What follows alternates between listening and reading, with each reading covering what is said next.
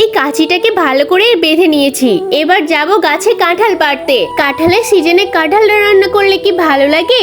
এই তো গাছ থেকে এবার এরকম করে কাঁচি দিয়ে কেটে ফেললাম। আরে বাহ, বেশ বড় হয়েছে কাঁঠালটা, একদম শক্ত শক্ত আছে। মাম্মা ওখানে কি করছে? আমি তো কাঁঠালটাকে মাঝ বরাবর কেটে নিয়েছি। এই তো বাবারে বাবা, কত আঠা ছিল। এখন কুচি কুচি করে কেটে প্রেসার কুকারে বসিয়ে দিলাম। এবার একটু বাগার দেব, আর সাথে মাছও ভেজে নিয়েছি, আর অল্প করে পাঁপড় ভাজা। এই তো আবার পান্তা ভাতও বানাচ্ছি। এই হে, খাবার কিন্তু একদম জমে যাবে। এবার একটু ভাতের উপর টক দই দিয়ে দিলাম, আর একটু নারকেল কোড়া দিয়ে দিলাম, আর একটু কাঁঠালের তরকারিও দিয়ে দিলাম।